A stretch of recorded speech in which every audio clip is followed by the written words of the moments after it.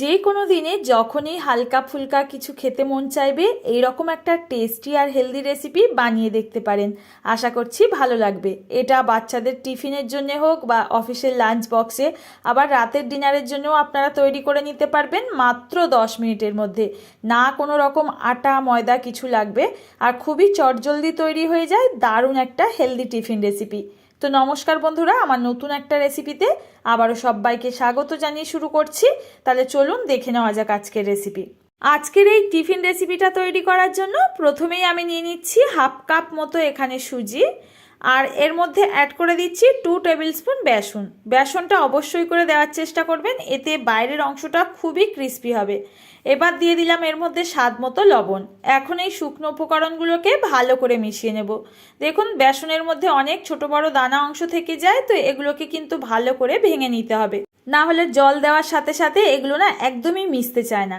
তো দেখুন খুব ভালো মতো সমস্ত কিছু আমার মেশানো হয়ে গেলে এর মধ্যে আমি অ্যাড করে দেব হাফ কাপ মতো রুম টেম্পারেচারে থাকা ফ্রেশ টক দই। এখানে না টক দইটাকে আগের থেকে কিন্তু ফ্রিজ থেকে বের করে রাখবেন অন্তত আধা ঘন্টা আগে, তারপর এর মধ্যে অ্যাড করবেন। এবার হাফ কাপ মতো জল একই সাথে অ্যাড করে দিলাম। এবার আমি এই সমস্ত কিছু ভালো করে কিন্তু মিশিয়ে নেব আর একটা সুন্দর ব্যাটার তৈরি করে নেব। এই যে ব্যাটারটা হচ্ছে এটা কিন্তু একদমই খুব পাতলা করা যাবে না, আবার খুব বেশি ঘন না, এই রকম মাপের একটা ব্যাটার তৈরি করে নিতে হবে। এখানে যেহেতু সুজি ব্যবহার করেছি, তো সুজিটাকে কিন্তু আমাদের 5 থেকে 7 মিনিটের জন্য রেস্টে রাখতে হবে, তাহলে কিন্তু এই জলখাবারটা খুব সুন্দর তৈরি হবে।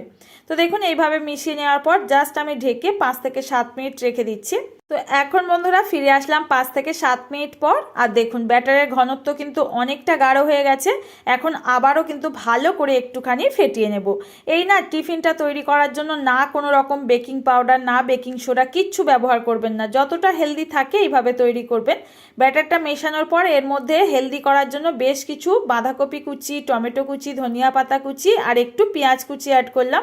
স্বাদ মতো কাঁচা লঙ্কা কুচিটাও অ্যাড করে দিচ্ছি। সাথে দিয়ে দিচ্ছি কিছু গুঁড়ো মশলা, দিয়ে দিচ্ছি প্রথমেই জিরা পাউডার আর একটু চাট মশলা চটপটা স্বাদের জন্য। এবার একটু হলুদ গুঁড়ো আর একটুখানি লাল লঙ্কা গুঁড়ো। আগের থেকেই তো লবণটা আমার দেওয়াই আছে, তো এইভাবে এবার কিন্তু খুব ভালো করে এই ব্যাটারের মধ্যে মিশিয়ে নিতে হবে। তো প্রথমে বন্ধুরা বলে রাখি, এখানে যদি আপনারা যে কোনো নিরামিষ দিনের জন্য এই টিফিন রেসিপিটা বা সকালের ব্রেকফাস্টে বা রাতের ডিনারে আবার অফিসের লাঞ্চ বক্সের জন্য তৈরি করতে চান, আপনারা অবশ্যই করে এখানে না পেঁয়াজটা স্কিপ করে দেবেন, তাতে কোনো রকম কিন্তু অসুবিধা হবে না। তো দেখুন সমস্ত কিছু ভালো করে মিশিয়ে এইরকম ঘনত্বের একটা ব্যাটার তৈরি করে নিলাম, আর এই ব্যাটারটা একদম তৈরি হয়ে গেছে। এটা জাস্ট আমাদের 2 থেকে 3 মিনিট মতো করে বানাতে সময় লাগবে। তাহলে চলুন এই টিফিনটা ঝটপট করে বানিয়ে ফেলি। তার জন্য একটা গ্যাস ওভেন অন করে গ্যাসের ফ্লেমটা একদম লোতে রেখে দিয়েছি। এবার এখানে একটা নিয়েছি তড়কা প্যান, আর এর মধ্যে 1 টিস্পুন মতো তেল দিয়ে দিলাম। তেলটা ভালো মতো গরম করে নিচ্ছি। এবার গরম হয়ে গেলে এর মধ্যে দেখুন ফোড়নে দিয়ে দিচ্ছি একটু সাদা তিল। তিলটা যতক্ষণ না সুন্দর একটা ফ্লেভার ছাড়তে শুরু করবে ততক্ষণ এইভাবে নাড়াচাড়া করে দেখুন ভেজে নিয়েছি।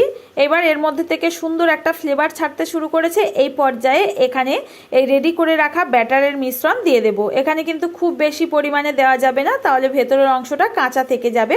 তো আমি 2 টেবিল স্পুন মতো দিয়ে দিলাম। এবার এটাকে ঢাকা দিয়ে আমাদের 1 থেকে 1.5 মিনিট এইভাবে রেখে দিতে হবে, এতে করে ভেতর থেকে কিন্তু খুব সুন্দরভাবে সবজিগুলো সেদ্ধ হয়ে যাবে। তো ঢাকাটাকে 1 থেকে 1.5 মিনিট পর খুলে নিয়েছি, আর দেখুন একটা স্পুন দিয়ে এবার নিচের অংশটাকে ওপরের দিকে আর ওপরের অংশটাকে নিচের দিকে করে দেব, আর ওপরের অংশটা দেখুন নিচের দিকে আবারও 1 থেকে 1.5 মিনিট এইভাবে ঢাকা দিয়ে আমরা কুক করে নেব।